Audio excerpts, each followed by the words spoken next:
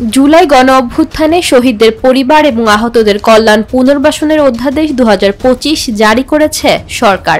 মঙ্গলবার এই অধ্যাদেশ জারি করা হয়।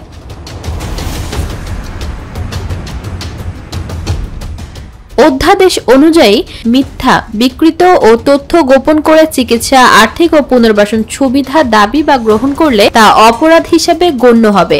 এরূপ কর্মকাণ্ড করলে সর্বোচ্চ 2 বছরের কারাদণ্ড, 2 লাখ টাকা জরিমানা ও আর্থিক সহায়তার দ্বিগুণ অর্থদণ্ডের বিধান রাখা হয়েছে অধ্যাদেশে।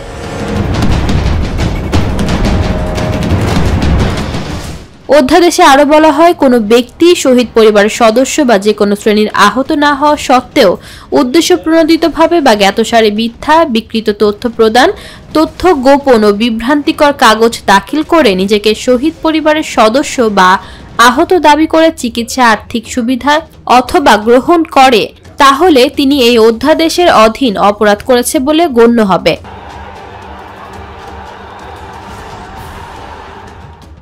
এতে আরো বলা হয়, কোনো ব্যক্তি উপধারায় বর্ণিত অপরাধ করলে অনধিক 2 বছরের কারাদণ্ড এবং অনধিক 2 লক্ষ টাকা অর্থদণ্ড বা উপধারা উল্লেখিত সুবিধা বা আর্থিক সহায়তার দ্বিগুণ পরিমাণ অর্থদণ্ডে দণ্ডিত হবেন। এই আইনের অধীন অপরাধ অআমলাযোগ্য ও জরিমানাযোগ্য হবে।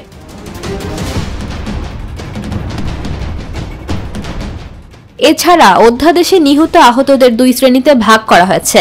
গণ অভ্যুত্থানের শহীদ এবং আহত ব্যক্তিদের যথাক্রমে জুলাই শহীদ এবং জুলাই যোদ্ধার স্বীকৃতি দেওয়া হয়েছে। আহতদের মধ্যে 3টি শ্রেণী রয়েছে, তা হলো অতি গুরুতর আহত, গুরুতর আহত ও আহত।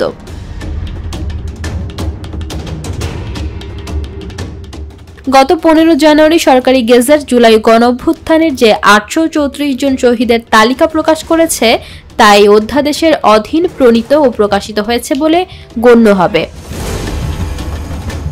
ইশিতা রহমান, নিরপেক্ষ নিউজ ডেস্ক।